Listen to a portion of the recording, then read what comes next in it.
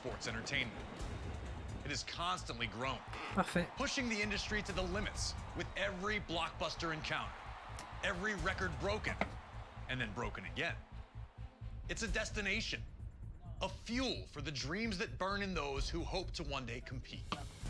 Entire streaks have been built simply based on the results from that one event. Year after year, a simple point to a sign informs everyone that you're being challenged.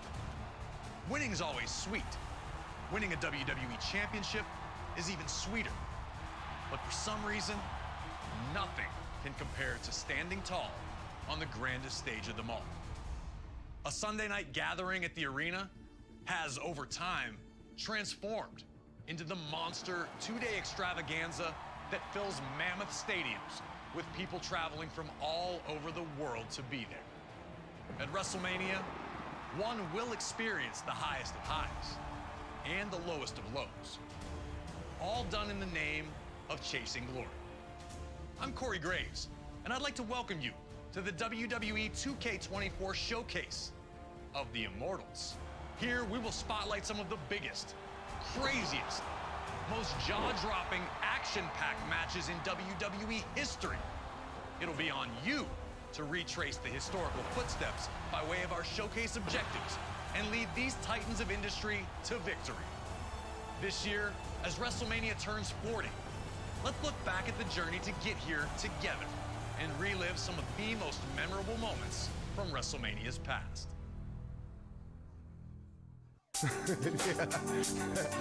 California, city of angels. It's gonna be trouble. The first WrestleMania set the stage for everything that was to follow. All the way around the world. Now you know what it's all about, brother. Celebrities were out in full force, showing that this was the place to be. WrestleMania 2 pushed the boundaries, taking place in 3 different locations: New York, Chicago, and Los Angeles, delivering 3 huge main events. But it would be WrestleMania 3 in 1987 that truly displayed WrestleMania's full potential. And for our first match of the 2K24 showcase of the Immortals, we go into the first verified WrestleMania Classic, the legendary clash for the WWE Intercontinental Championship between champion, the Macho Man Randy Savage, and his challenger, Ricky the Dragon Steamboat. Intercontinental champion since February of 1986, Savage tore through anyone who challenged him. That included a successful defense against George the Animal Steele at WrestleMania 2. A clash between Savage and Steamboat during a late 1986 edition of Superstars would see the Macho Man retain via countout, but that wasn't good enough. He would launch a vicious attack on the Dragon after the match, taking him out of action. Savage would attempt to duplicate the attack on Steamboat's friend and former opponent George Steele during the first Saturday night's main event of 1987. Fortunately for the Animal, Ricky would make his well-timed return for the save, leading to the rematch between the two at WrestleMania. What transpired between the two combatants can only be described as art. A fast-paced, high-action classic unfolded in front of 90,000 plus in attendance, with both men coming so very close to victory on a number of occasions. Would Savage be able to turn back the challenge of his angry opponent? Would Ricky Steamboat get revenge? These questions would be answered over the next 15 grueling minutes.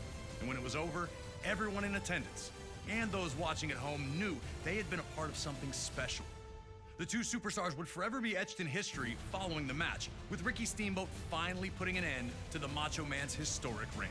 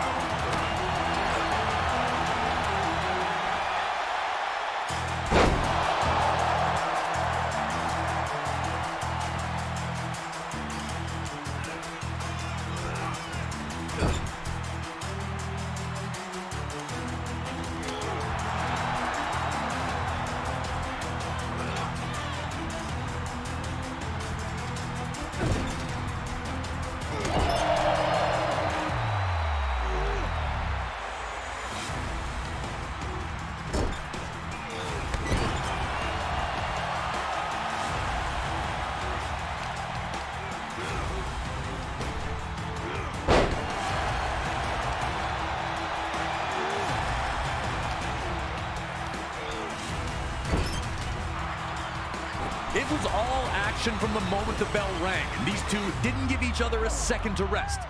Ricky Steamboat fighting to avenge a career-jeopardizing attack months earlier by not only defeating Savage in the ring, but also ending his reign as Intercontinental Champion.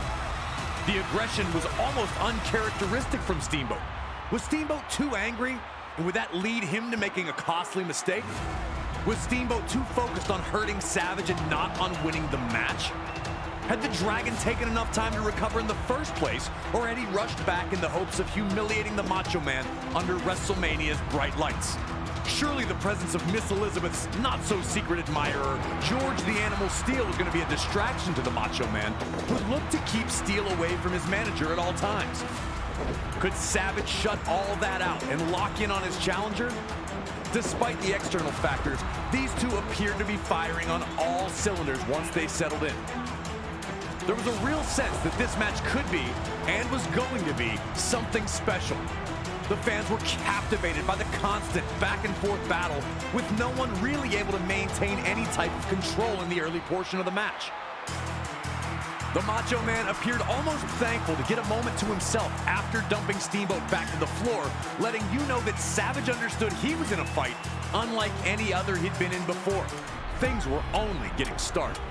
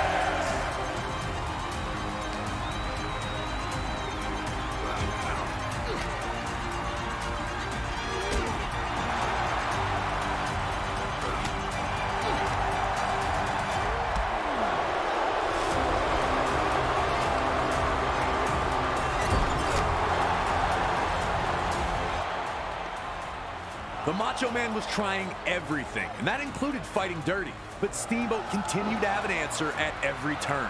Steamboat's counter wrestling had smothered Savage's offense, and the building frustration was obvious on the face of the Macho Man. In a match this closely contested, one small mistake can be a game changer. And Savage's frustration led to him making a big one, charging at Steamboat only to be backdropped to the floor. Steamboat finally had a huge opportunity to pour on the pressure and put Savage away.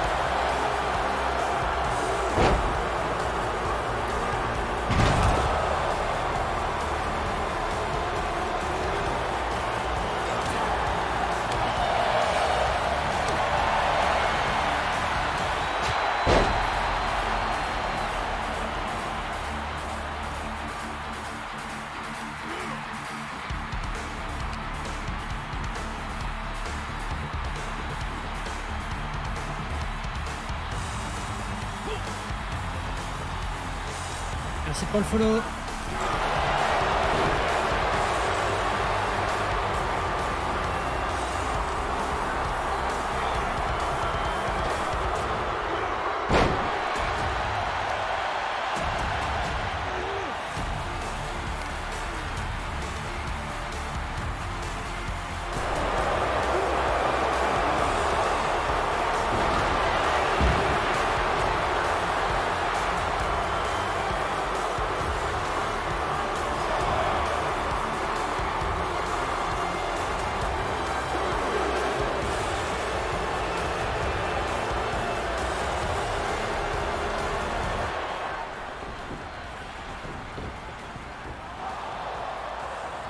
Once the referee went down, there was a real sense of panic. Savage quickly hits his flying elbow, but obviously there was no official to count.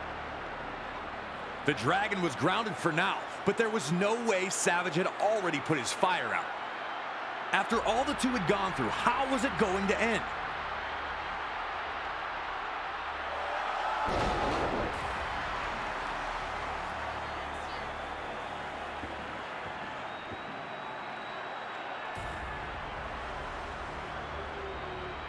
Pourquoi? Qu'est-ce que t'as fait, toi?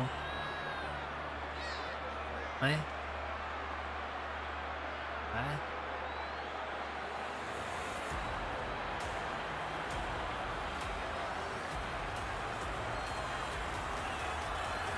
Looking to take advantage of the situation, the Macho Man looked to use the ring bell on the fallen Dragon, only to be intercepted by George the Animal Steel. Macho Man, choosing to retaliate against Steel instead of getting back to Steamboat, ultimately ends up being the decision that costs him. A then-record Intercontinental Championship reign comes to a bitter end for Savage, who wasn't thrilled about the manner in which he lost.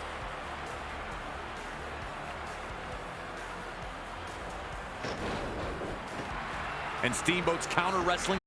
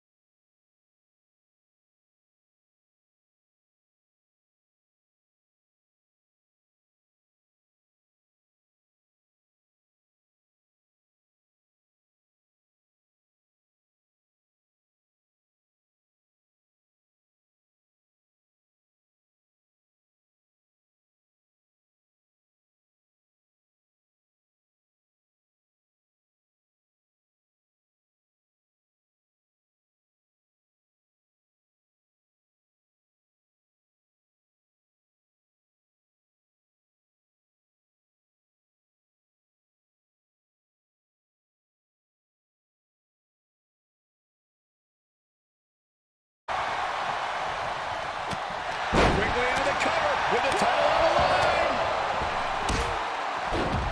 Seth Rollins with a quick kick out. He's not going to go down that easy. Oh, with authority.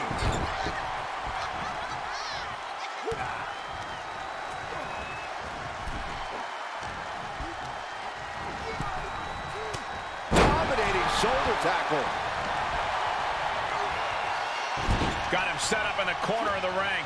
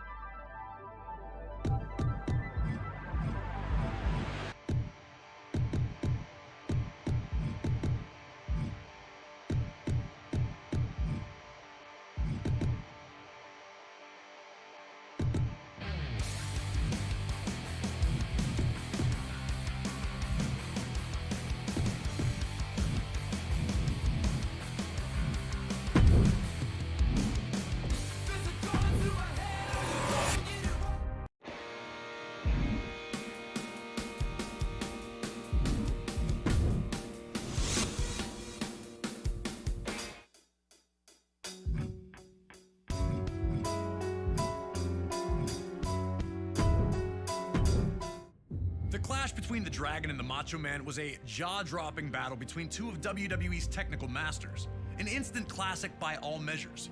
But when the dust had settled and after the smoke had cleared, after Steamboat was carted off proudly holding his Intercontinental Championship above his head, the realization set in. We still have Hulk Hogan against Andre the Giant.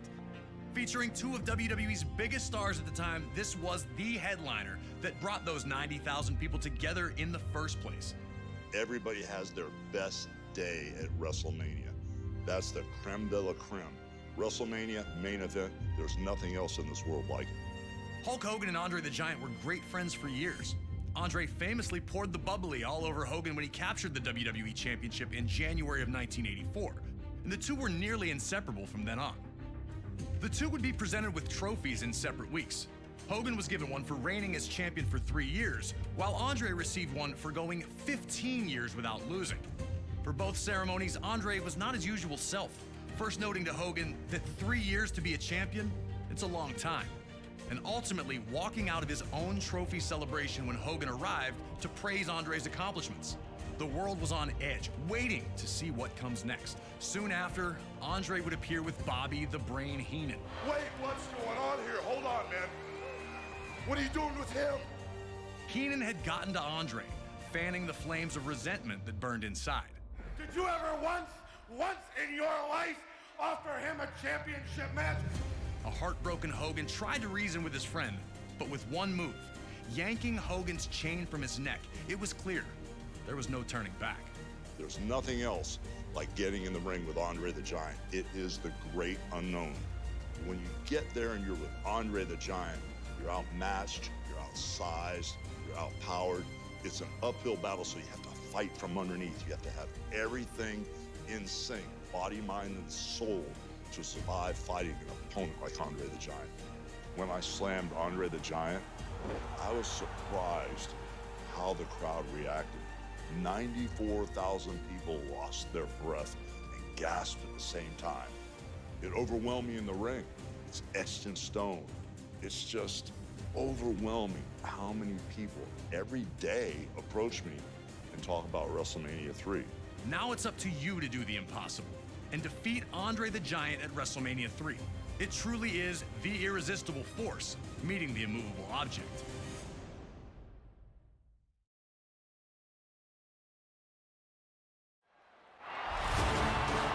It felt like time stood still once the bell rang, and Hogan and Andre approached each other in the center of the ring. It was finally here, the reason all these people were in the arena. The dominant 3-year WWE champion and the man who'd gone undefeated for 15 years about to collide. Who would strike first? Everything was amplified here. Andre's shove felt thunderous.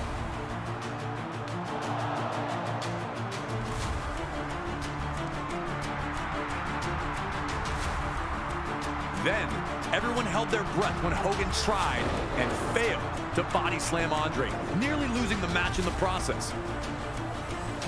Could Hogan slam Andre?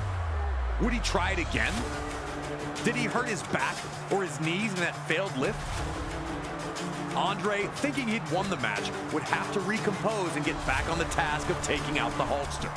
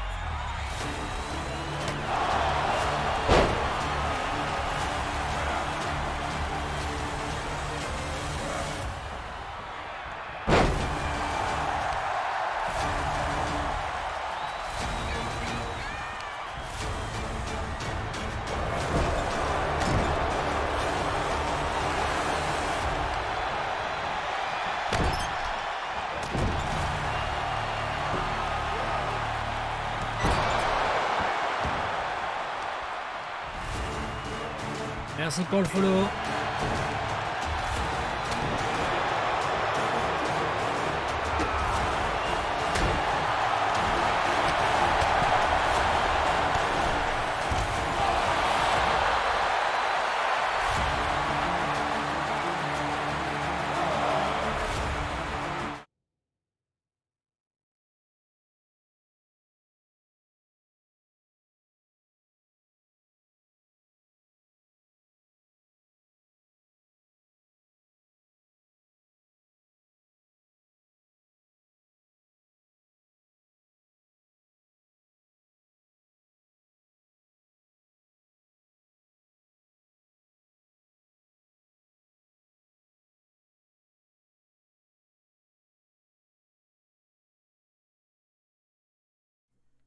Merci pour le follow.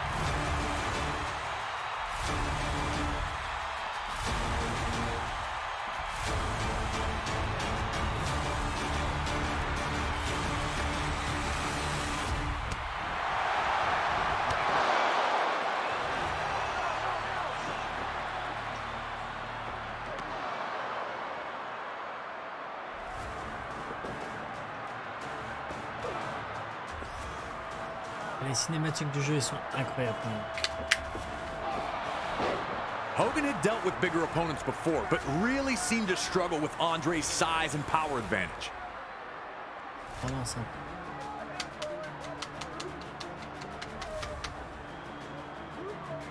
Every shot Andre landed crumbled Hogan.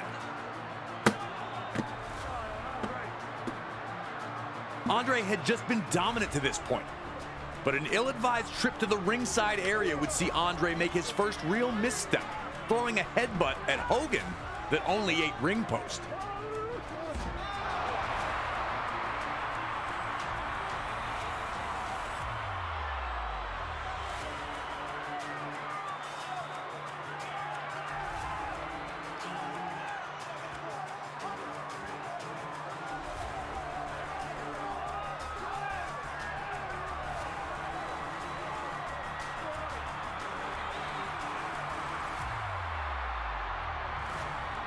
With little success in the match to this point, Hogan would look for a pile driver of all things.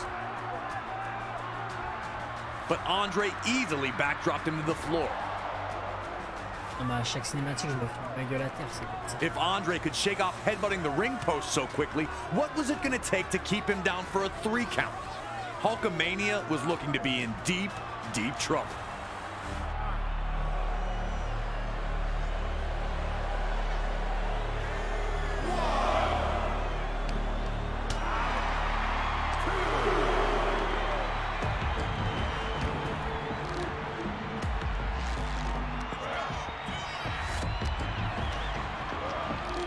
That moment where Hogan finally takes Andre down with the clothesline, and seeing Andre timber to the mat, that's when it seemed like Hogan winning was a real possibility again. But he had to act right now or Andre would recover. Bobby Heenan screaming at Andre while he's down let you know the brain knew it too.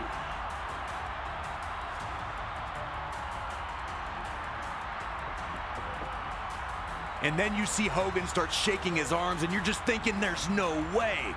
But there is. And then it happens. Hulk Hogan lifts Andre the Giant up and body slams him. Nobody thought he could do it. One of the most magical moments in WWE history. Hogan was in full control of this match.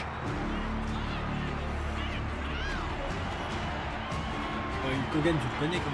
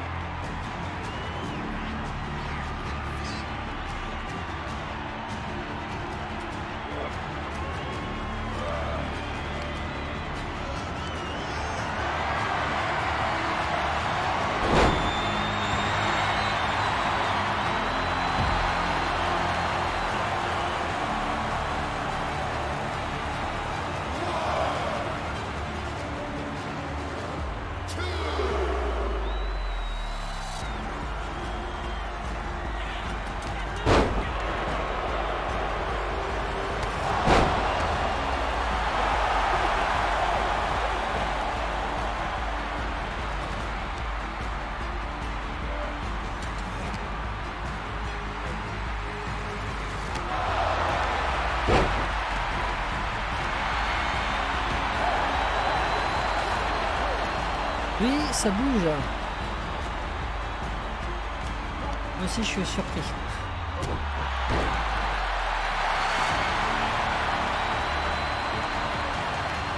Alors, c'est pas des bavards hein, sur les streams, mais...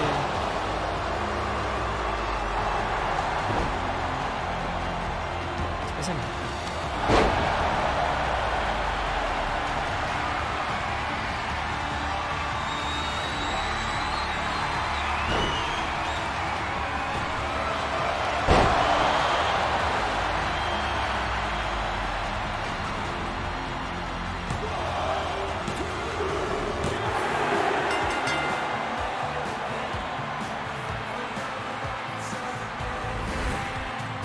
Here is your winner,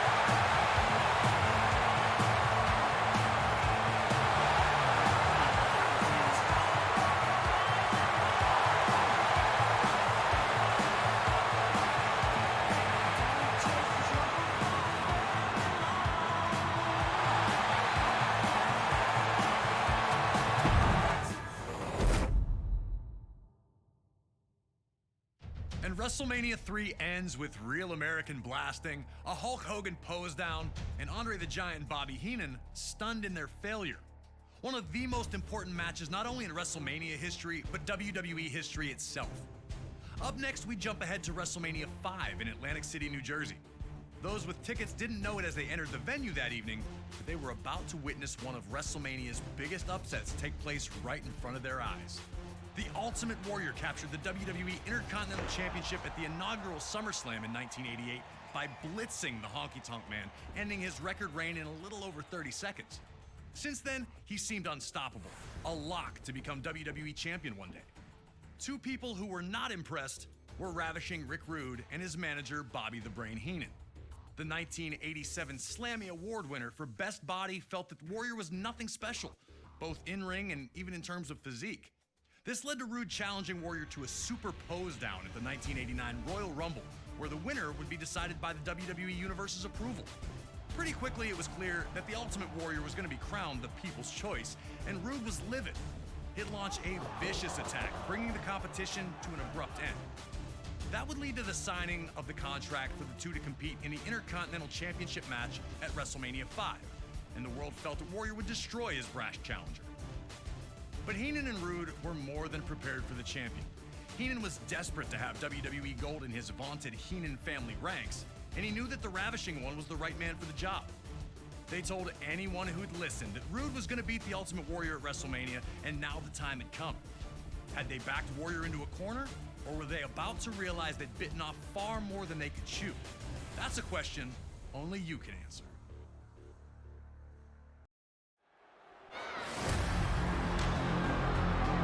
Warrior wasted no time, rushing at Rude the second he entered the ring. There would be no feeling out, no tentative lockups here. Warrior was here to make Rude pay for what he'd said, and especially what he'd done. And he was going to do that with some of the freakiest power ever displayed in WWE. The way he absolutely manhandled Rude was a sight to behold. No one had done this to Rude before. All the confidence had been drained from the faces of Rude and Bobby Heenan, as Ultimate Warrior had steamrolled his challenger in the opening moments.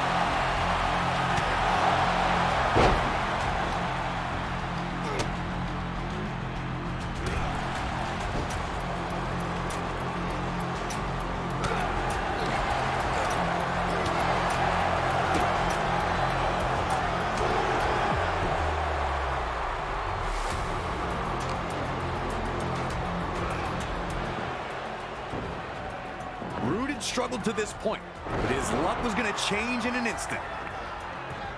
Warrior hit the ropes 3 times before attempting his big splash, giving Rude just enough time to get his knees up and block the attack. Big time ring awareness shown by the Ravishing One to keep himself in the match. Rude needed to take advantage here because his opportunities for offense were few and far between.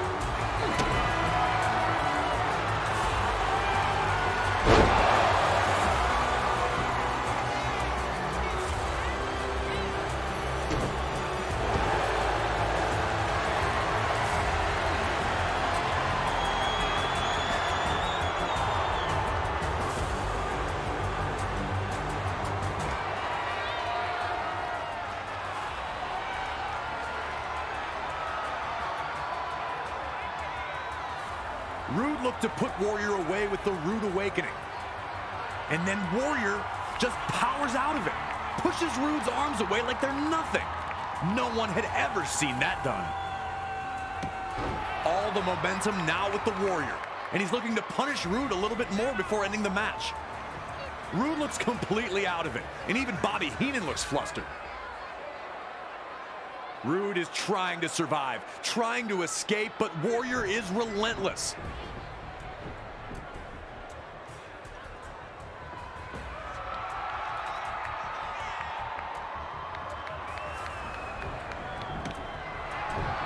Warrior's throwing Rude all over the place when it happens.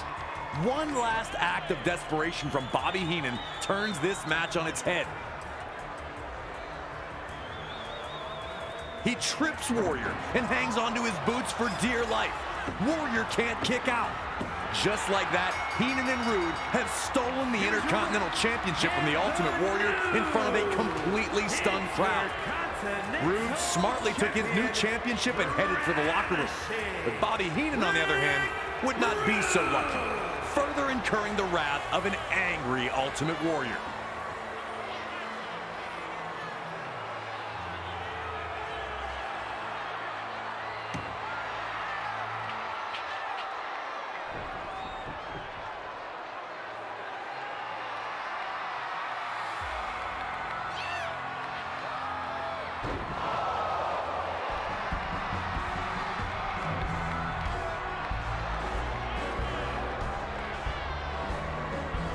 And while the now former Intercontinental Champion would chase the new title holder right out of the arena, nothing could diminish the huge upset that night at WrestleMania 5, with Ravishing Rick and Bobby the Brain pulling a fast one.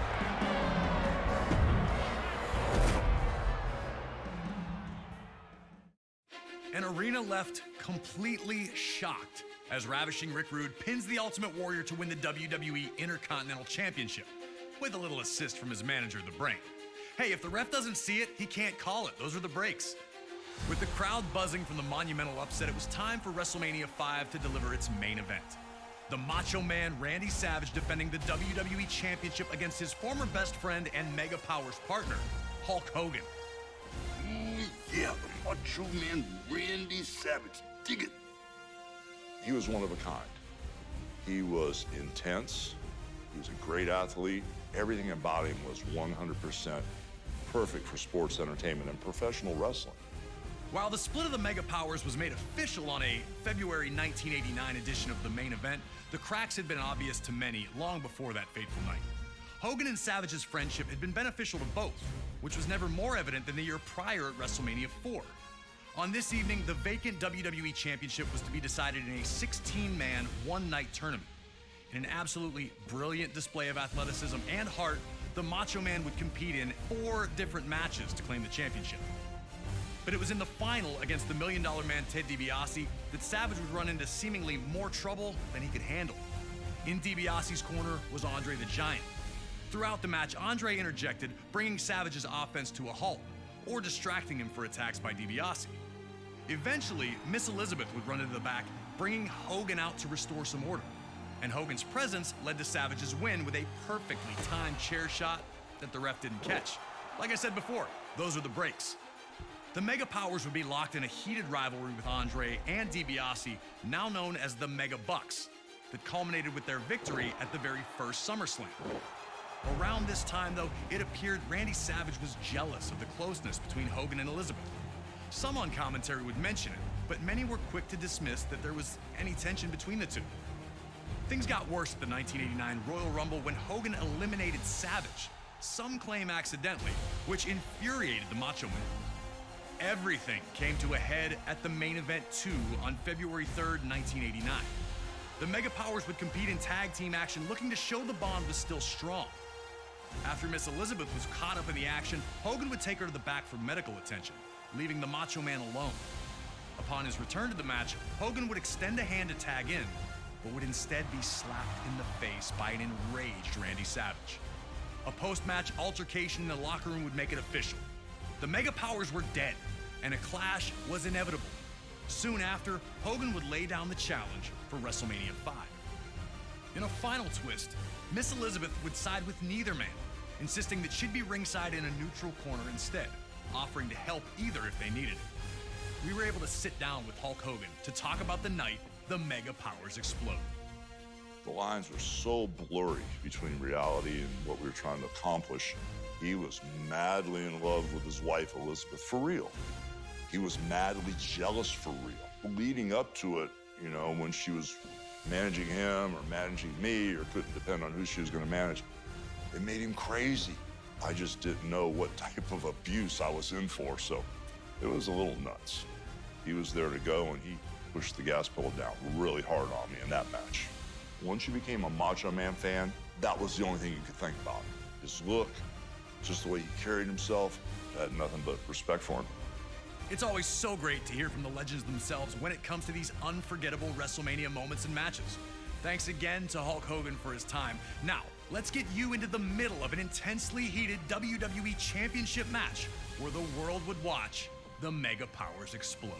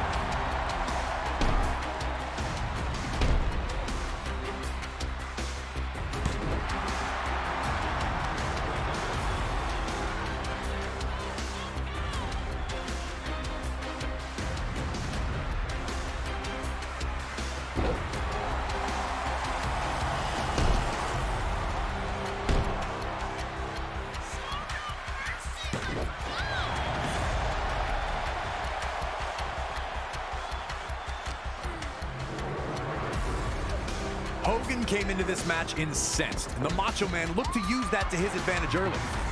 With months of payback heading his way, Savage was evasive and defensive to the bull rush tactics of Hogan, appearing to frustrate the challenger.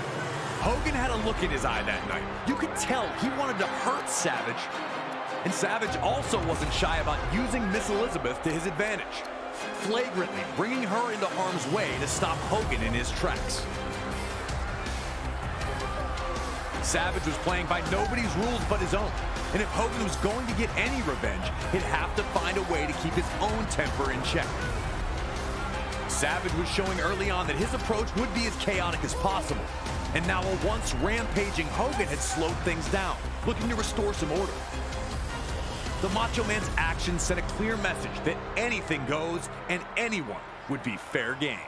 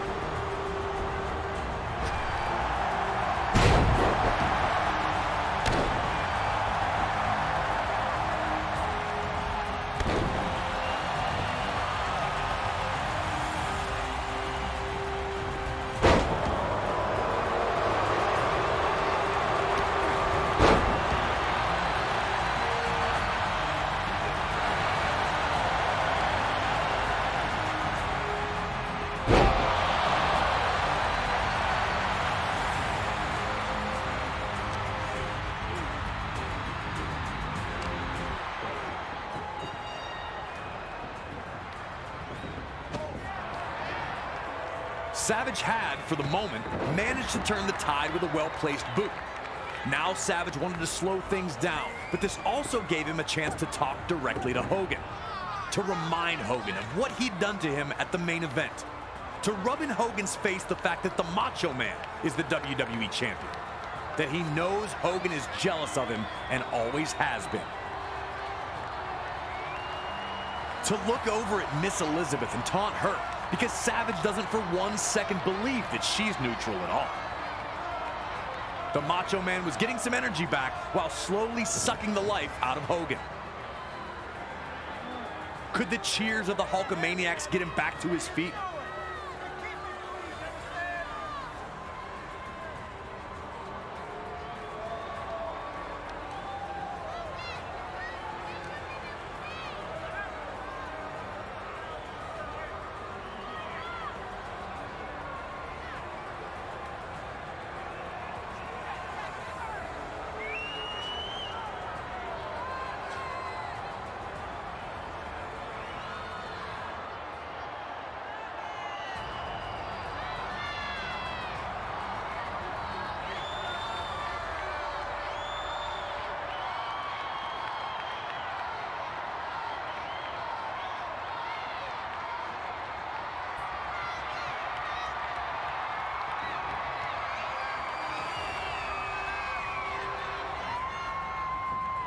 Hogan would get back on the attack once he broke free.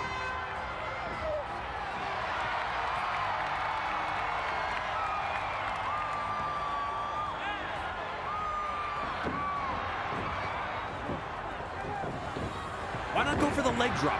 Hogan's flash of offense is extinguished as quickly as it started, and Randy Savage seemed to have Hogan on the brink of exhaustion in their mega power collision.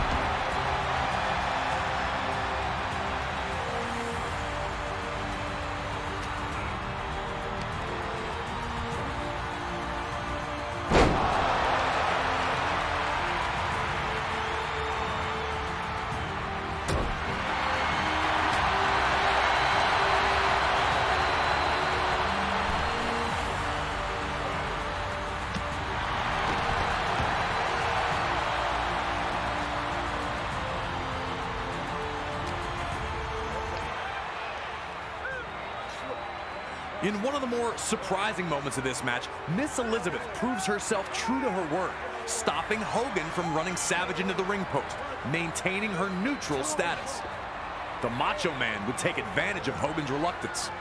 Once again, Savage showed no regard for the safety of Liz.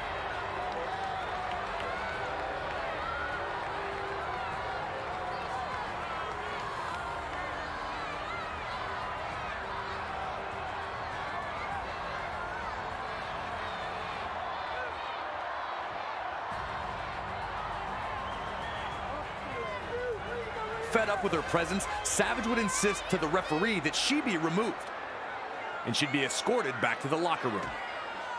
Having his constant distraction removed seemed to invigorate Savage. He was looking to put the finishing touches on what had been a master class to that point. Just moments away from showing that it was Savage who was the true force of the Mega Powers, not Hogan. Looking to set up his vaunted flying elbow, Savage would target Hogan's throat.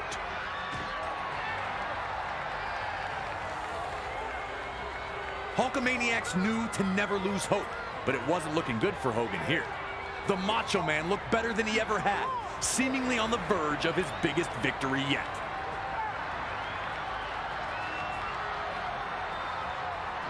Je peux peut-être l'appeler et lui laisser un message vocal par exemple.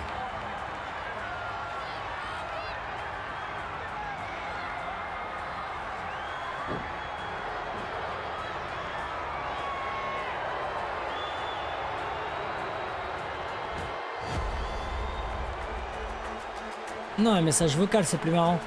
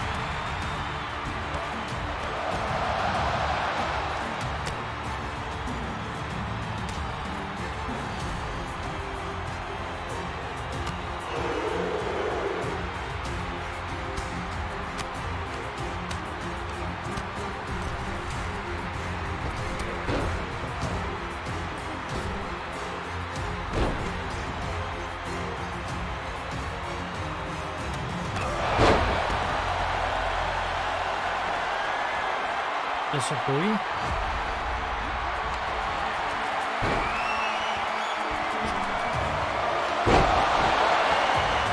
Non, bah, tout à l'heure j'avais 2-3 personnes.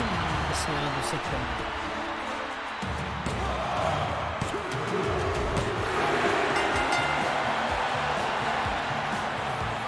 Ah non. Here is your winner, and the new WWE Champion, the Immortal Hogan!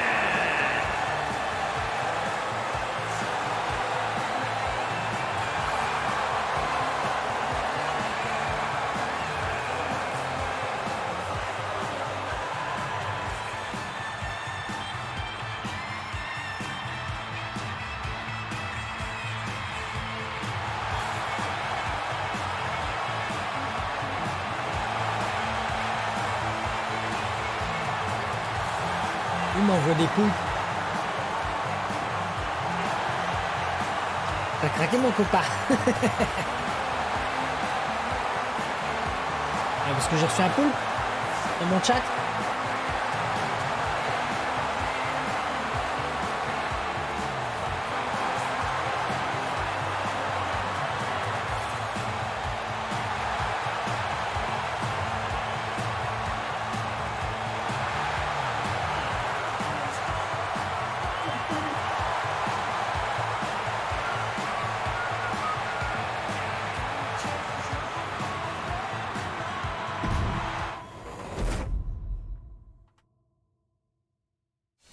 The sports entertainment world could only brace for impact as Savage and Hogan battled, and when it was over, a common WrestleMania sight was seen.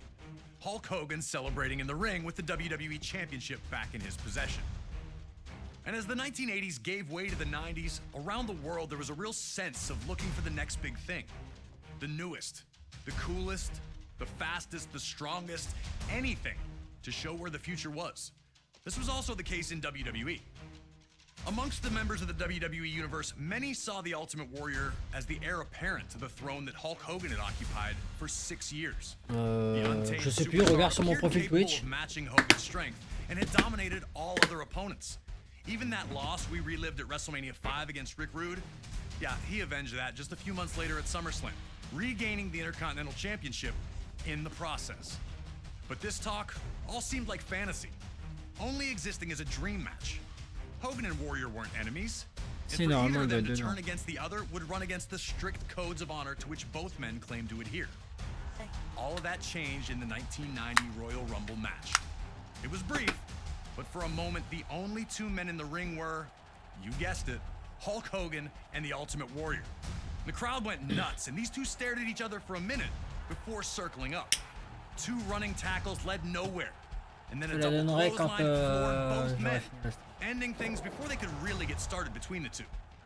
That small taste, though, was all the world of sports entertainment needed to know that they wanted more. Even more interesting, it would be Hulk Hogan who would challenge the Ultimate Warrior to a contest at WrestleMania 6. Ultimate Warrior, me De quoi? and my Hulkamaniacs put the championship on the line.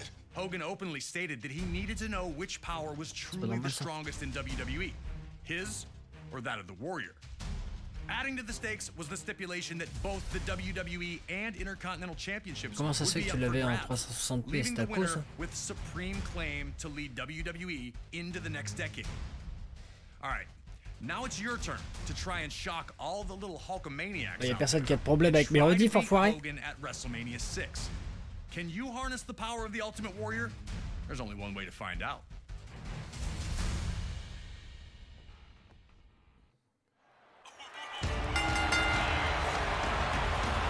C'est sur YouTube. Peut-être va voir ma chaîne YouTube, dis-moi ce que si t'arrives à voir autre chose que je pense.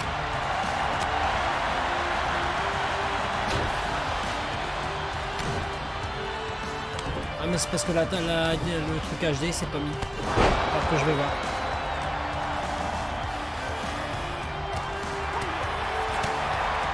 Bizarre.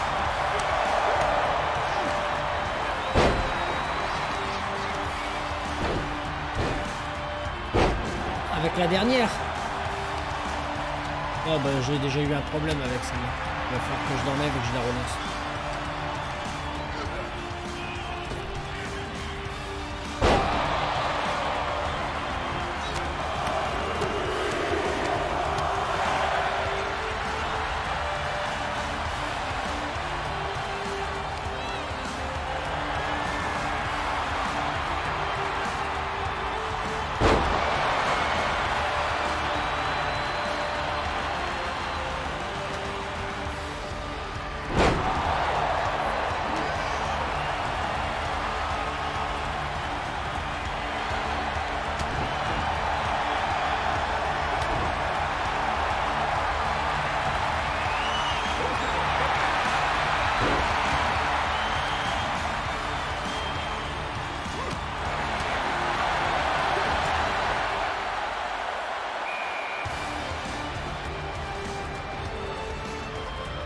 Pretty sure the last thing anyone expected from Hogan versus Warrior was a crisscross, but this is WWE, and anything can happen. Ultimate Warrior rising to his feet immediately after being body slammed was such an iconic moment. But it was absolutely crazy to see them do a second crisscross. And when Warrior returned the body slam to Hogan, it hurt the Hulkster. He didn't pop up the way Warrior had. Just the difference in reactions between the body slams, you could sense that change was in the air. Seeing Hogan struggle like this wasn't something the WWE Universe was used to. After the clothesline sent him crashing to the floor, Hogan appeared to hurt his knee, the last thing he needed. Ultimate Warrior was here to prove that his hype was real. Warrior was going to run right through Hogan at this pace.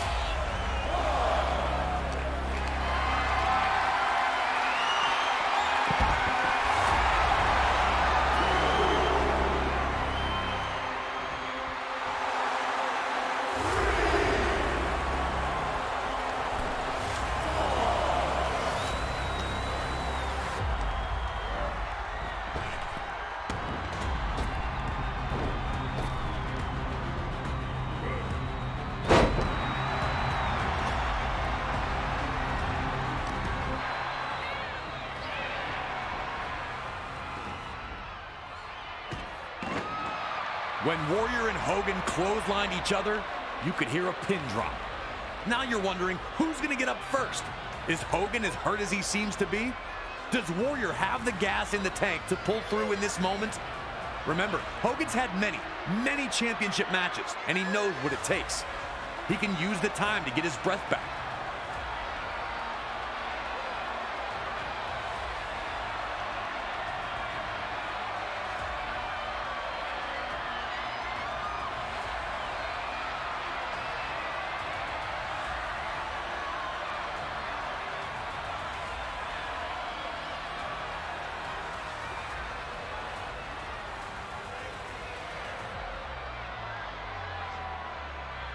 And then Warrior sits up.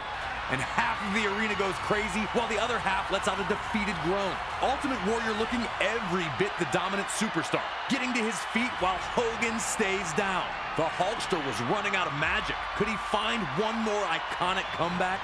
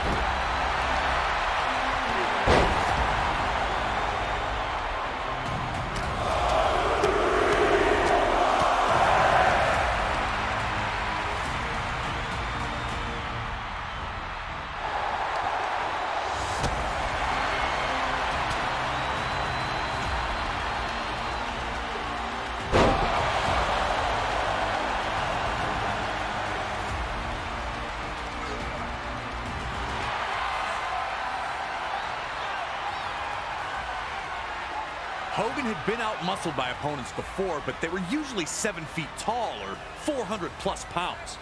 Seeing Ultimate Warrior control Hogan in this bear hug was another one of those moments where you just knew what was coming. Hogan just could not break free from Warrior no matter what he tried. It was a smart play by the Warrior too, able to rest himself while dealing out crushing punishment to the Hulkster. Warrior to this point had only been known for running through opponents in quick, brutal outbursts. He was showing more of a tactical side here, and it was paying off.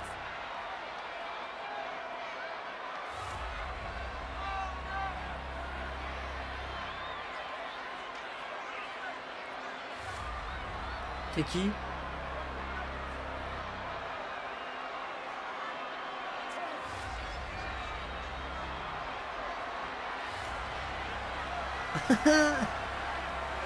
C'est dur.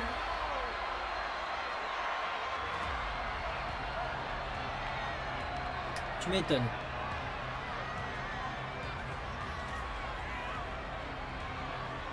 Ah, carrément.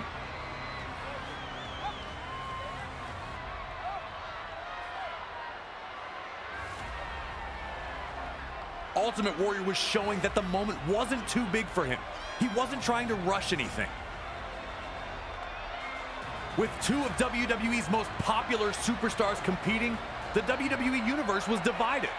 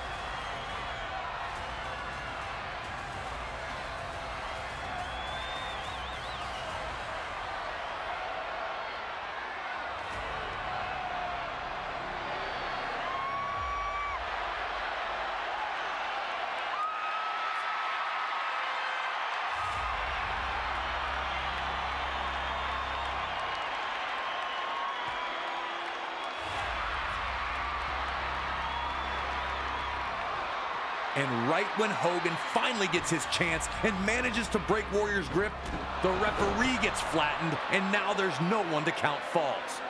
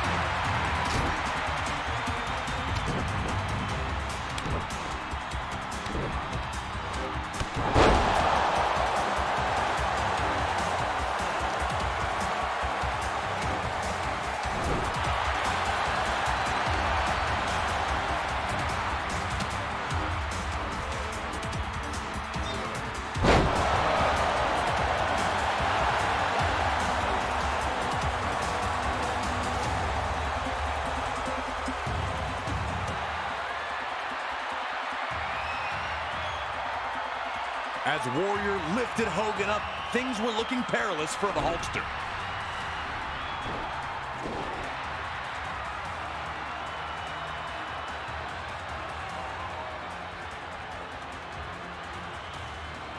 The Hulkamaniacs were hoping for one last gasp from Hogan. And they got it. Hogan kicking out at 2.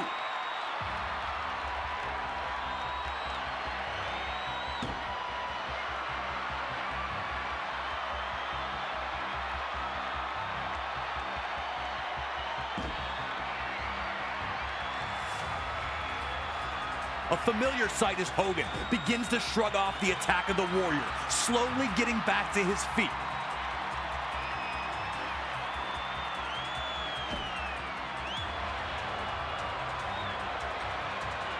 You know the deal. 3 big rights.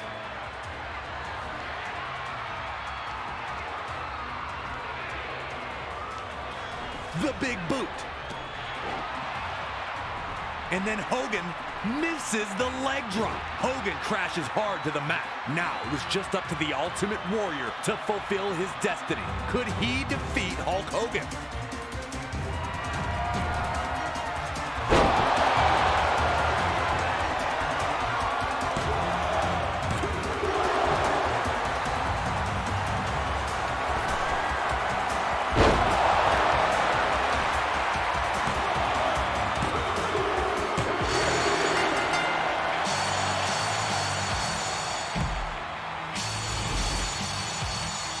Ladies and gentlemen, here is your WWE Intercontinental and the WWE Champion, the Ultimate Warrior!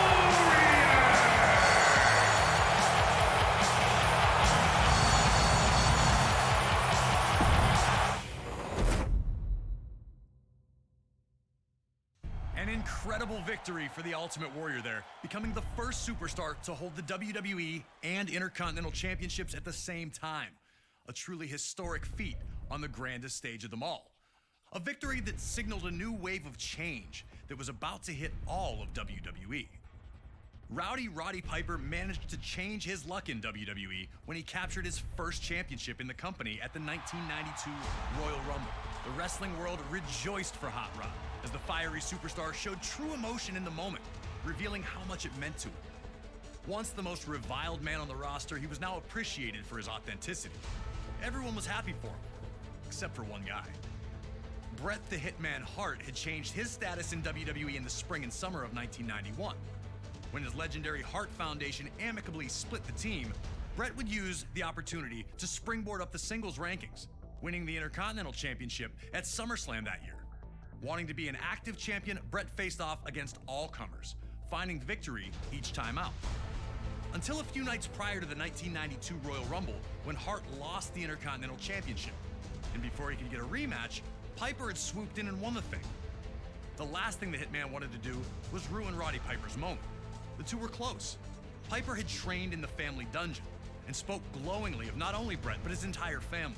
I gotta tell you how much I loves your family. I gotta tell you how much I loves your mom. I knowed you, I know this guy since he's been knee-high to a grasshopper. Respectfully, the two agreed to compete at WrestleMania 8, which would emanate from Indianapolis, Indiana. But Piper understood that many felt Bret lost that title at less than 100%, and that he'd have to defeat Hart in the ring to get those people on his side. And while both men claimed they'd keep it respectful, most everyone understood what happens when you push Roddy Piper to the edge. And trying to take something from Roddy Piper is one way to do it, especially when it's the first title he ever held in WWE. And so it was Bret Hart's technical mastery against Roddy Piper's street fighting in an unheralded classic was produced by two absolute masters of their craft. And while they both tried to keep it friendly, you just knew it wasn't gonna last. Nearly 20 furious minutes of action unfolded between the two, each with near victories along the way. Blood, sweat, and tears was never more appropriate. The two gave their all on the goal of earning the WWE Intercontinental Championship. So, get in there and do your best to beat Roddy Piper to the punch. But beating Hot Rod is no easy task, even if you are the best there is, the best there was, or the best there ever will be.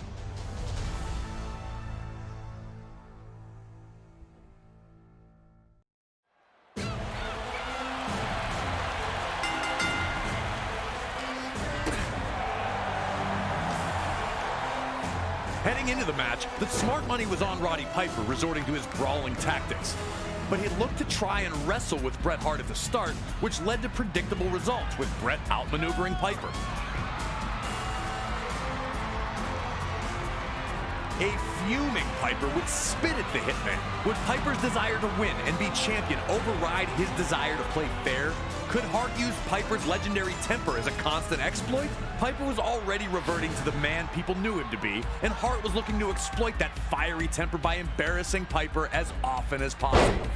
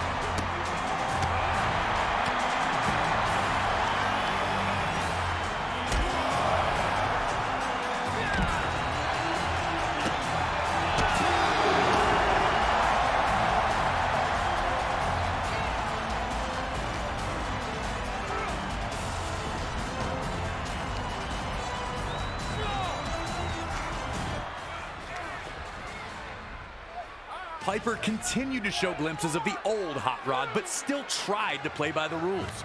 He was desperate to remain champion, but his respect for Hart and his family kept him from unleashing that old demon inside. And Hart used that to his advantage, tricking Piper by feigning a shoulder injury after landing awkwardly on a dropkick.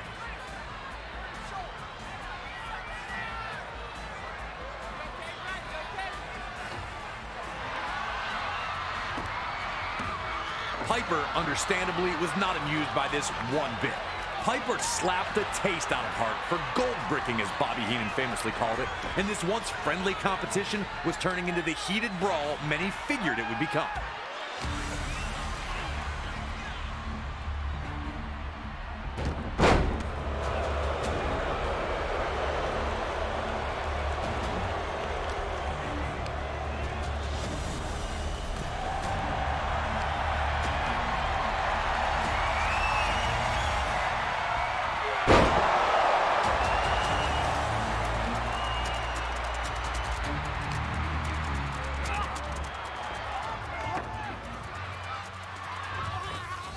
The tension was growing between the two, but they were still trying to keep it sportsmanlike. The Hitman sent both tumbling to the floor with a crossbody.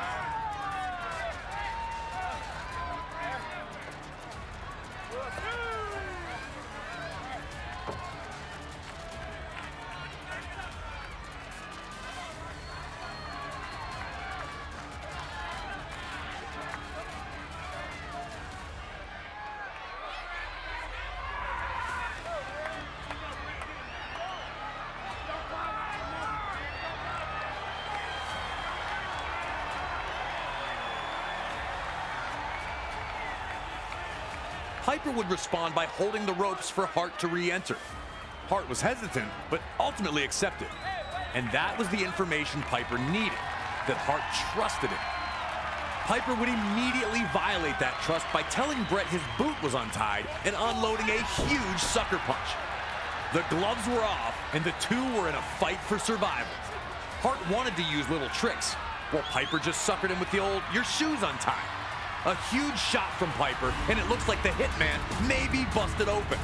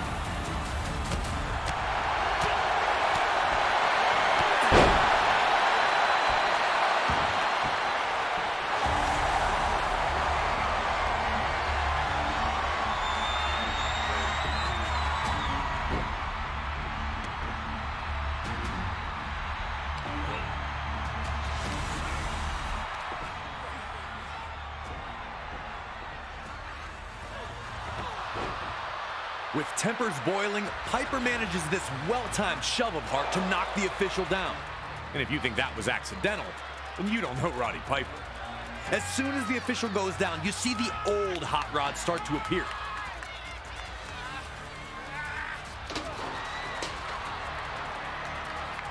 He's brawling with Hart at ringside. He's throwing him into the ring steps.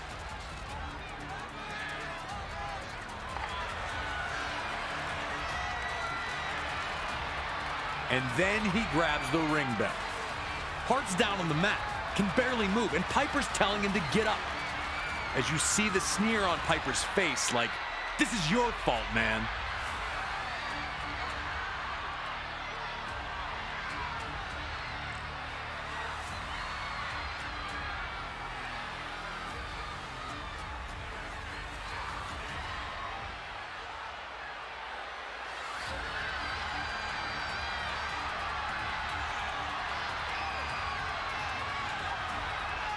As Piper measures Hart up for the bell shot, you can see the inner struggle. What would the Hart family think about this? What would your fans think about this? How could you look Bret Hart in the eye if you win it this way? And he keeps lifting the bell as if he's going to use it, and you're wondering which Roddy Piper's going to win out, the Angel or the Devil. And then he does the right thing and tosses the bell aside. In an instant, he's got Hart in a sleeper hold. Piper has Hart beat. But the Hitman had one more counter up his sleeve, trapping Piper in the pinning combination while still in the sleeper hold. More amazing was how the instant the match was over, the respect between the two immediately returned.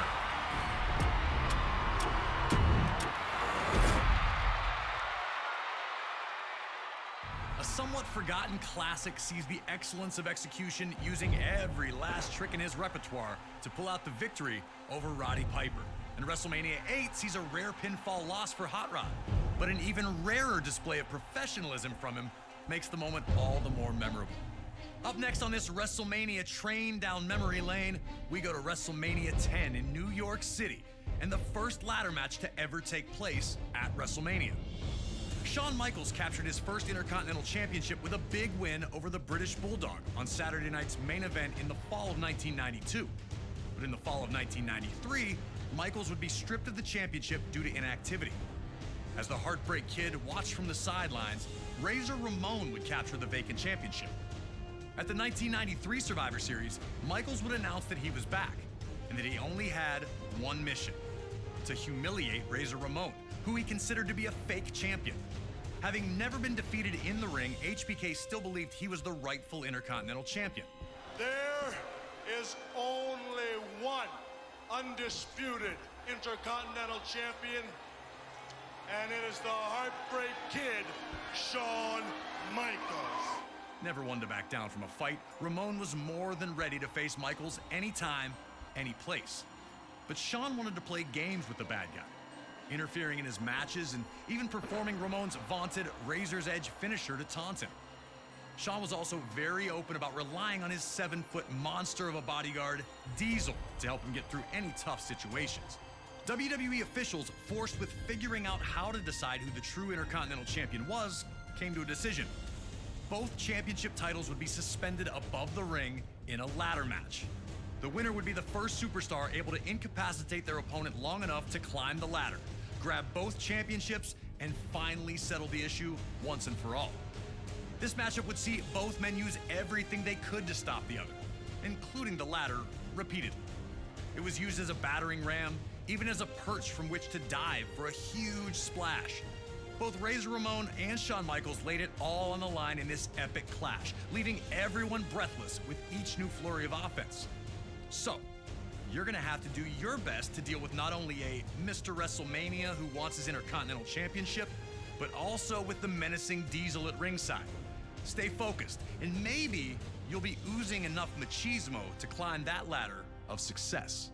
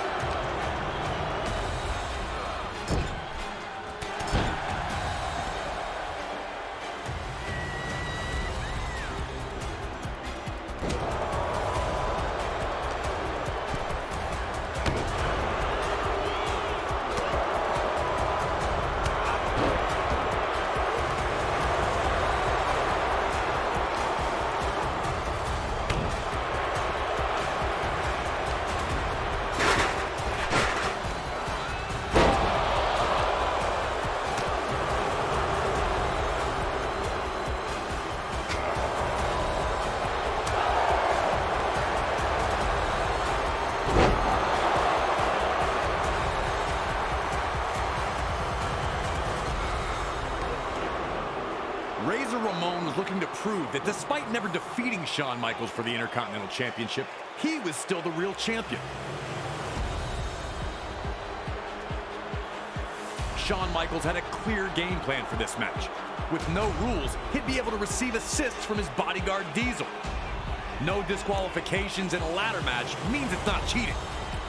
The second Michaels tossed Ramon to the floor, that plan was put into action with Diesel attacking the bad guy.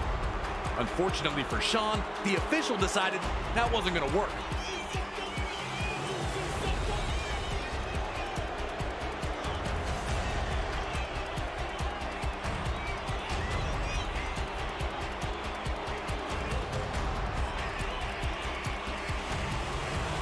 Despite Diesel's arguments, the WWE official decided to kick Big Daddy Cool out of the ringside area. Shawn had talked a lot about being the real champion. And now without his 7-foot backup, he was going to have to back those words up himself.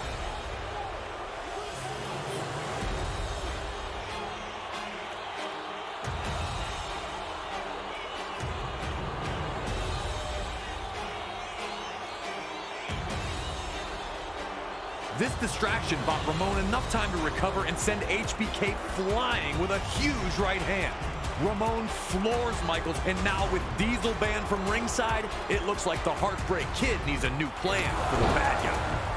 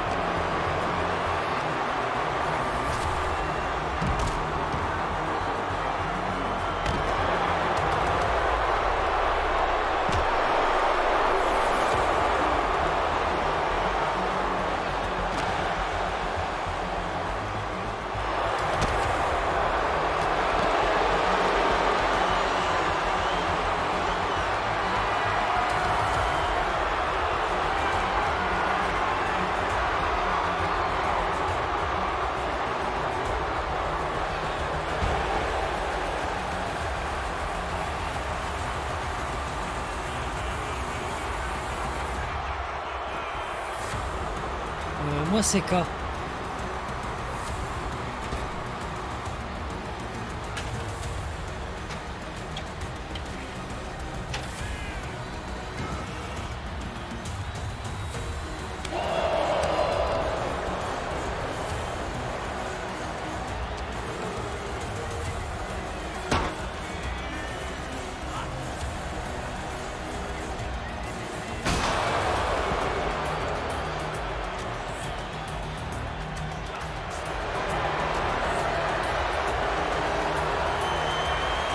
Oui. Si normalement tu regardes comme si tu regardais ton inventaire.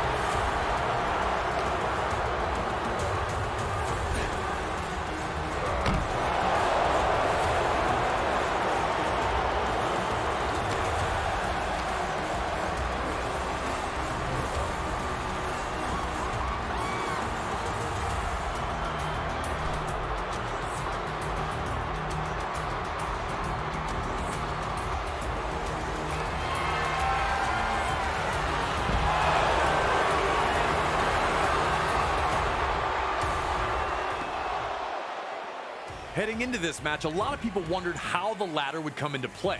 And it didn't take long for Razor Ramon and Shawn Michaels to answer that question. Razor placed the ladder on the apron to re-enter the ring, and that gave Shawn the opening he needed to launch a baseball slide dropkick that sent the ladder crashing into Ramon's ribs. Had Razor even considered that type of offense from Shawn in his preparations? Had Shawn practiced that very move? He appeared ready to strike the second the ladder was laid down. Clearly, any moment with a ladder nearby was going to be dangerous, and one would need to always be aware of their opponent's location. With his bigger, stronger opponent struggling to breathe, Michaels would be able to build his own momentum. Michaels started to realize that as long as he used the ladders to his advantage, the lack of Diesel's presence wouldn't be as detrimental as he first thought. Knowing Ramon now had a weak point, Michaels crashes that ladder right into the ribs of Ramon, and he has completely turned the tide of this match. You could see it on the faces of Razor's fans, who sat in disbelief as Shawn took control.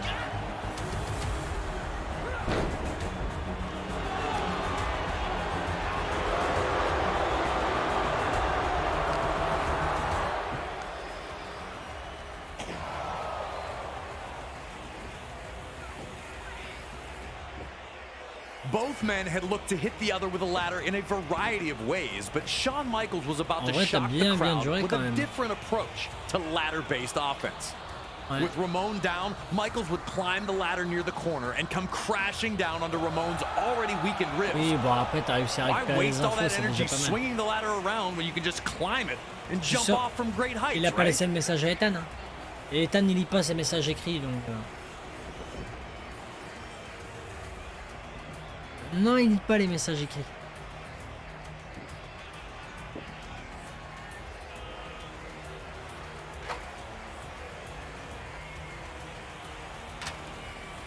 Et tu l'appelles une fois que tu verras, elle va te dire comme quoi que your call is not machin. Michaels, thinking it was over, began to climb. Now, normally Michaels may have gone for the cover, and he may have even won the match after such an incredible move. But with ladder matches, it's not that easy. So even with Ramon in great pain, he was able to find enough fight in him to get to his knees and topple the ladder over.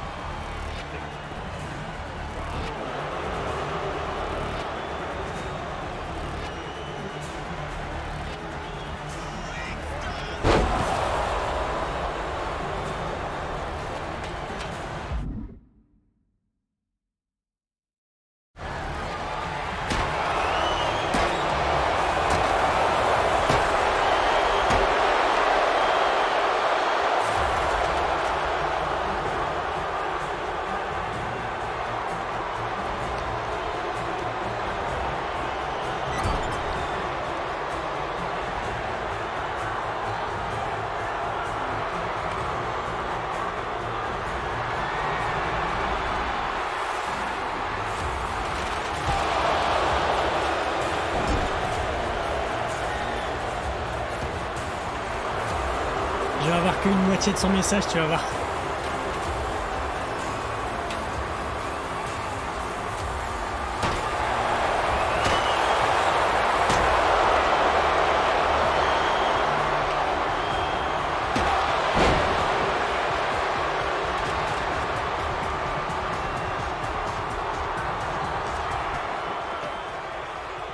Shawn Michaels could see the match starting to slip away, but instead of panicking, he'd look for an opening.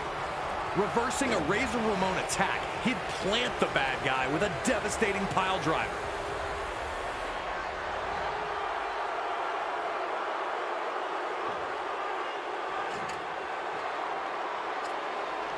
HBK wanted to show off one other trick, bringing the ladder with him over to the corner. Shawn was in clear control here.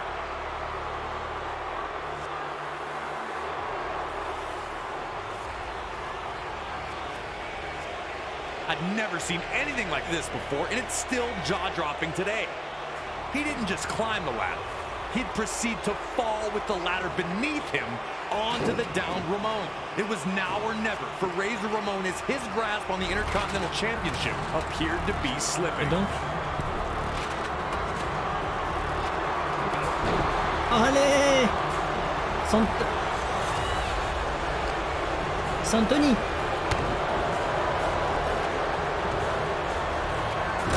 Ah bah cherche pas alors, c'est Santoni très clairement.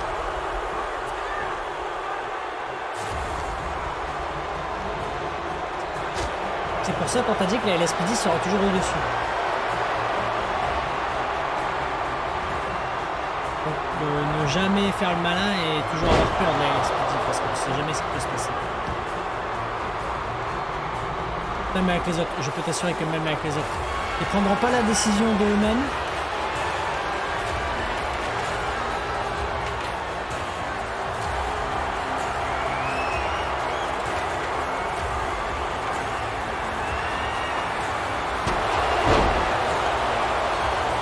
J'arrive pas à poser mon échelle.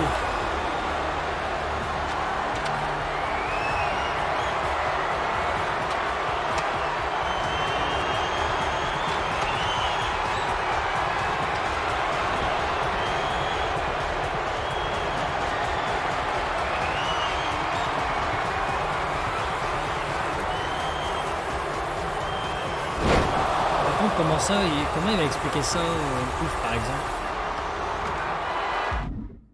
Ah d'accord. Ah d'accord, ok.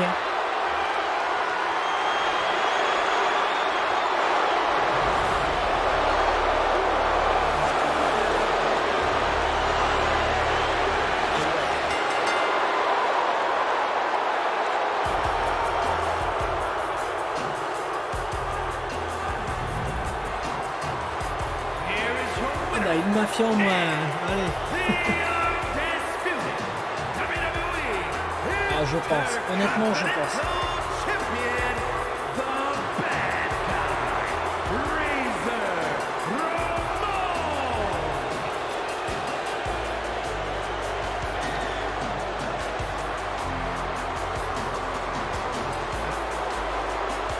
Si c'est pas les Santoni, je vois pas qui ça peut être. One of WrestleMania's greatest collisions comes to its scintillating conclusion with Razor Ramon just managing to outlast Shawn Michaels, claiming possession of the Intercontinental Championship at WrestleMania 10. The latter match would open the door for future classics, like the TLC and Money in the Bank matches as well, forever sealing its place in WrestleMania lore. Our next match is another legendary moment that will live forever, as we head to WrestleMania 13. Rosemont, Illinois would play host to the most important night on the sports entertainment calendar. And on this night, a match that is the literal definition of an all-time classic unfolded. Bret Hart had been the face of WWE's new generation for years, proudly defending the WWE Championship against all comers and defending WWE's honor against its most heinous villains. After losing the WWE Championship to Shawn Michaels in WrestleMania 12's Iron Man match, the Hitman took some time off to consider his future options. When he returned, roughly 6 months later, there were drastic changes to the landscape of WWE's universe. Top among those was the rise of Stone Cold Steve Austin. The man who started the year off as Ted DiBiase's ringmaster would find freedom in his true identity, dropping his manager and finding superstardom in the wake of his 1996 King of the Ring tournament victory. Austin 316 says I just whipped your ass. WWE was trying to find its attitude, but the seeds of change were being planted in the fans who had rallied around Austin. His no-nonsense attitude had made him the ultimate anti-hero. This acceptance of someone who flaunted his breaking of the rules didn't sit right with the Hitman. When Bret made his return, he immediately challenged Austin, who was more than ready to answer the call. The two battled at 1996's Survivor Series, where Hart won in a masterful performance of a feverish back-and-forth battle. The loss only made Austin angrier, creating a single focus for him: to ruin Bret Hart's career. He'd eliminate Hart from the 1997 Royal Rumble match after officials missed Hart first eliminate Austin. The night after Hart captured the WWE Championship at Final Four, Austin would interfere in Hart's first defense on Raw, ending the reign before it could even get started. WWE officials would pit the rivals against each other in a no disqualification submission match. The loser would be forced to admit they were defeated by the better combatant. To make sure that order would be maintained, a special referee was assigned. The world's most dangerous man and former MMA champion, Ken Shamrock. And while Hart had the edge in submission wrestling, Austin was no slouch in that department. And he also had one other thing going for him: his promise to the world that he would never in a million years give up. Once the match started, these two unleashed months of hatred on one another. We were lucky enough to talk to the Rattlesnake himself, Stone Cold Steve Austin, to get his thoughts on this classic encounter. A lot of people think that the WrestleMania 13 match between myself and Bret the Hitman Hart is one of the best of all time. Certainly one of the best in all of WrestleMania. To me, it's a very special match because everything happened so magically, and specifically WrestleMania 13 cemented the legacy of who and what Stone Cold Steve Austin was. From start to finish, we started it off, we brawled out, we came back into the ring, we brought various factors from around the ring into the ring to use against each other. Some of the stuff backfired on me. It was full of chills, thrills, and spills. I gotta call a spade a spade. I mean, it is my favorite all-time match, and I've been to some classics. Always an honor to get to pick the brain of one of WWE's top-level legends. Thank you again to Stone Cold for talking with us about WrestleMania 13. Now it's on you to try and find a way to take out WWE's toughest SOB. Remember, there are no disqualifications, so use whatever you can, and maybe you'll find a way to get him to surrender. I just wouldn't recommend messing with the referee. Shamrock's ankle lock is nasty.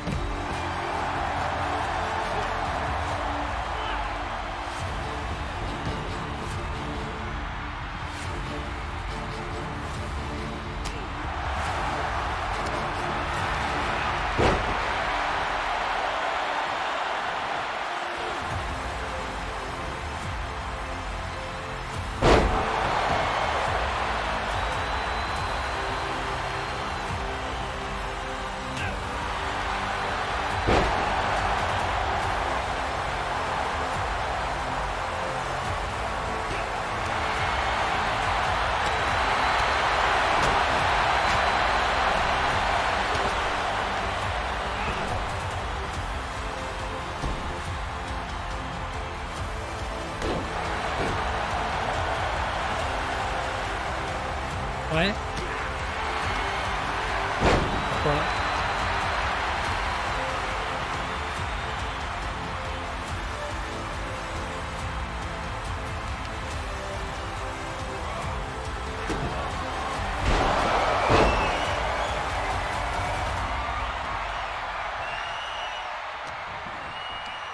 Mais non. Il va mourir.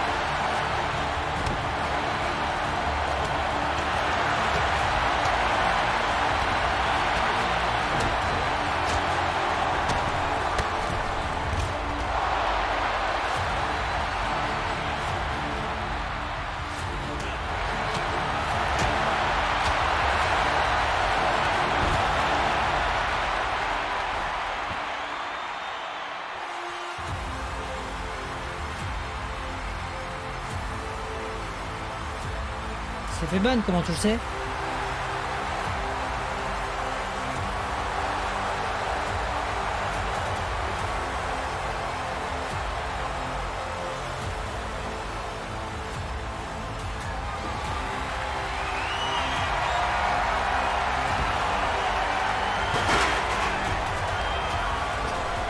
C'est juste que là, il n'y a pas de raison valable.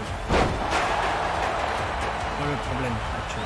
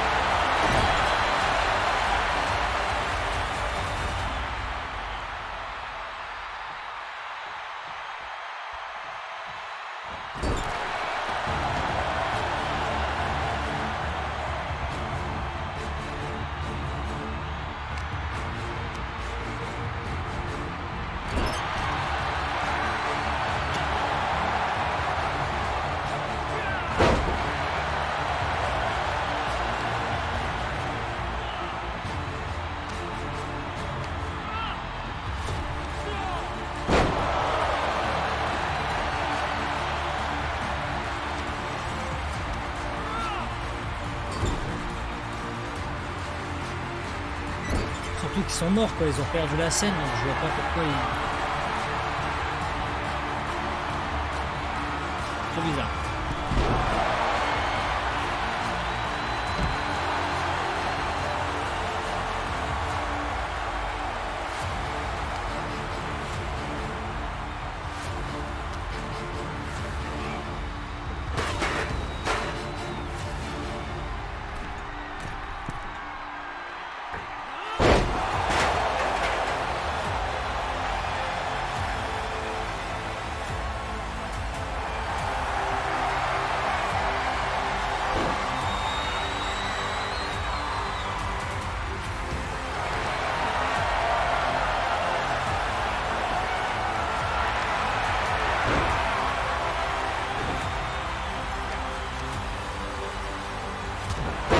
Ah oui, c'est la mafia à Santoni.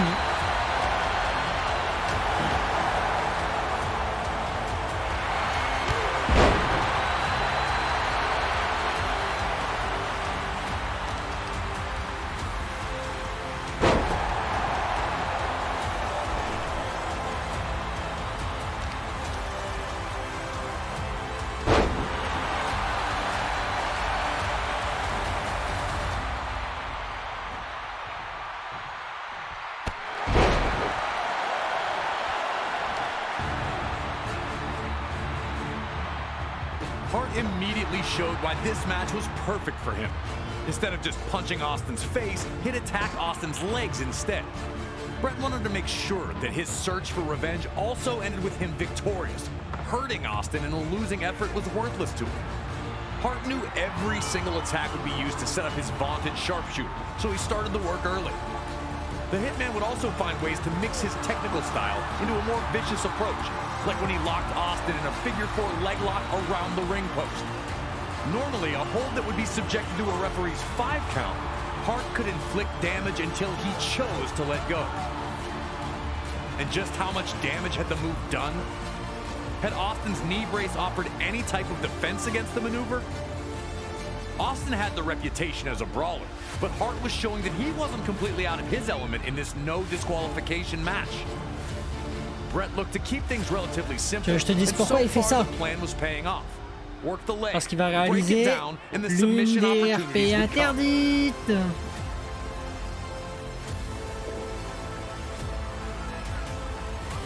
Voilà, il a utilisé l'un des RP interdits. Ah bah là oui,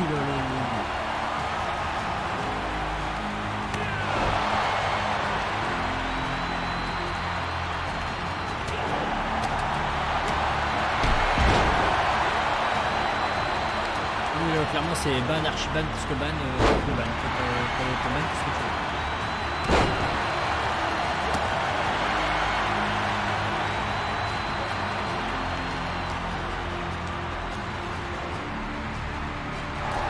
Mais surtout qu'il est pas il est pas chiant, tu vois.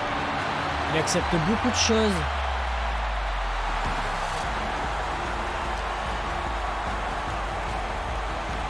Mais il y a des limites au respect du RP.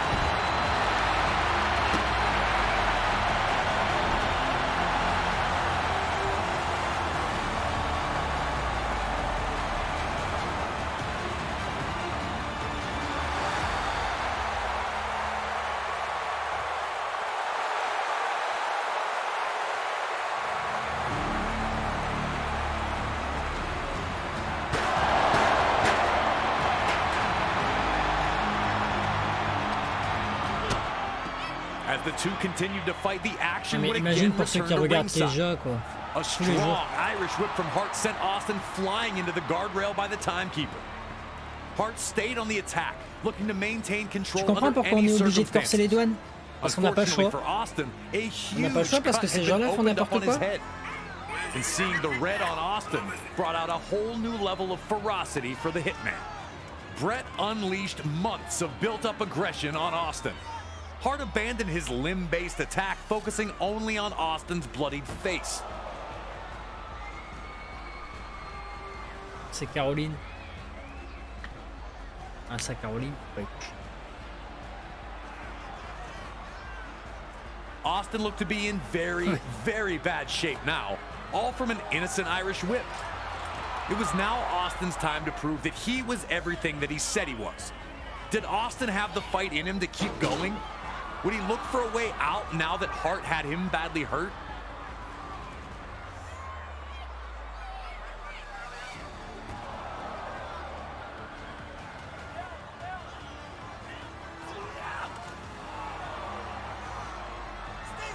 The Hitman was now in firm control, with Austin in big trouble with a nasty wound on his head.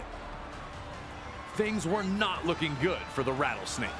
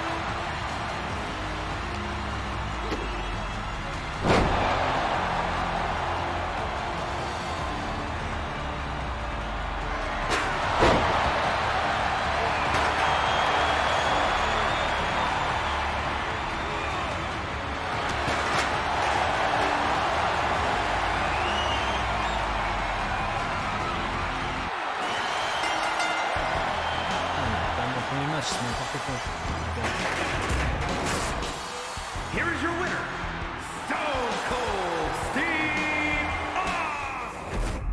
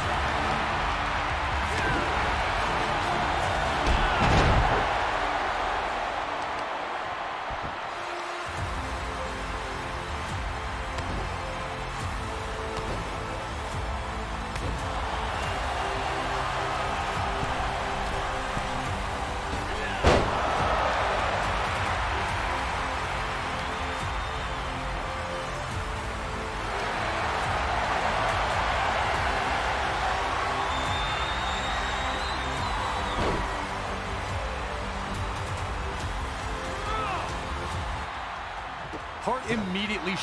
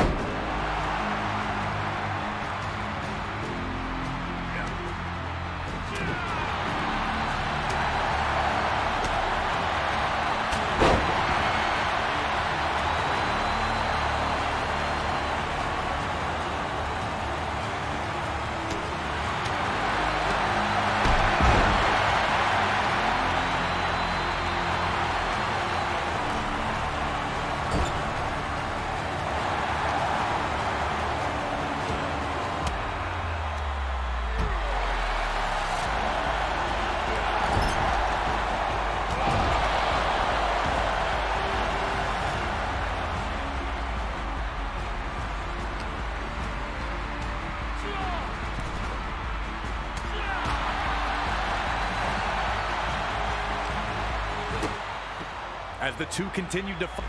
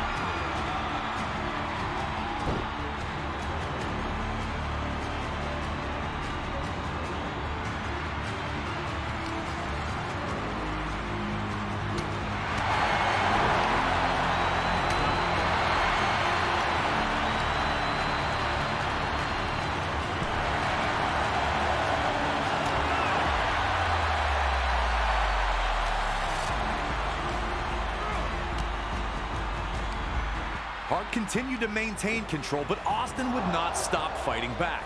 Desperate, Austin found an opening, tossing Hart to the apron.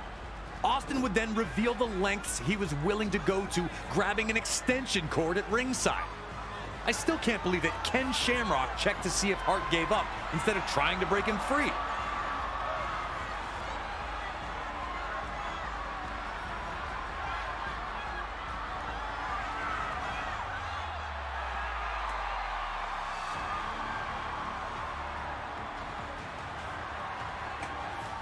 Just when it looked like Austin was finding daylight, the resourceful Hitman clobbered him with the ring bell. Austin had already looked like he was nearly finished.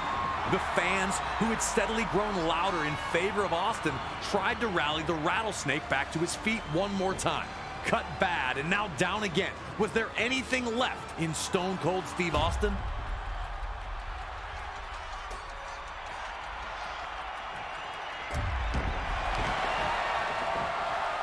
When Hart locked in the sharpshooter, you could see two clear reactions. One group was loudly cheering, sure that the Hitman had done what he needed to do, and that victory was coming. The other group sat with a mixture of disappointment and hope on their faces. Austin was in trouble, of course, but there's no way Stone Cold was going to give up, right?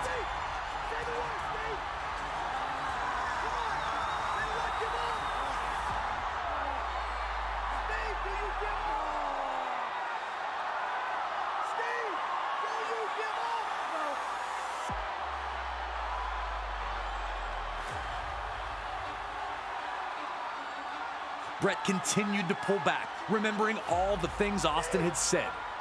Remembering his unfair ouster at the Royal Rumble. Remembering Austin costing him the WWE Championship. And Stone Cold kept fighting. Austin refused to give up, refused to lose to someone for whom he held so much disdain. Now it was the Brett fans who looked worried, and the Austin fans who began cheering, hoping to will their guy to one last incredible act. Brett pulled back and Austin pushed forward, taking every last bit inside of him to try and fight his way out of the sharpshooter. But on this evening, it wasn't to be. Brett nearly toppled over, but managed to rebalance and reapply the hold. Austin, in one of WWE's most memorable visuals, would struggle one last time to find an escape before collapsing unconscious.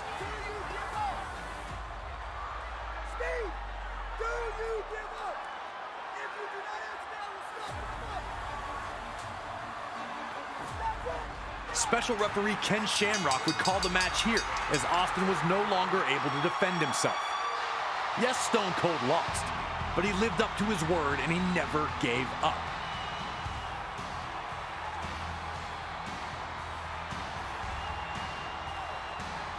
As a result of Stone Cold Steve Austin losing consciousness, the winner of this bout, Bret Hitman Hart!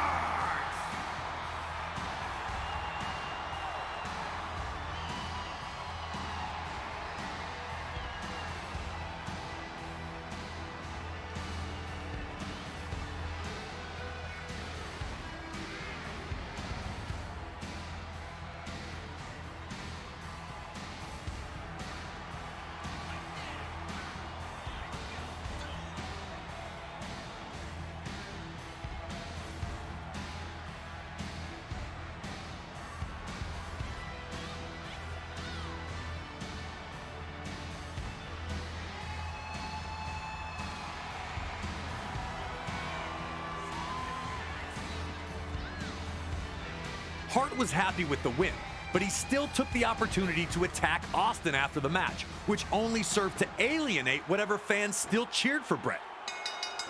Even in victory, Hart refused to be the better man, which was disappointing to the millions who had supported him. But for Hart, all that mattered was the victory. He'd proven that he was better than Stone Cold Steve Austin, which is all he cared about. And Stone Cold had, while trapped in the sharpshooter, won over an entire fan base with his fight until the very end. It's one of the greatest matches in WWE history, featuring two of the very best to ever compete in a WWE ring. It made Stone Cold Steve Austin a generational superstar, and it showed that the Hitman wasn't only a technical wrestler. Counter holds, ringside brawling, and lots of weapons, along with one of the most famous endings to any WWE match ever. Such a classic. I never get tired of this match.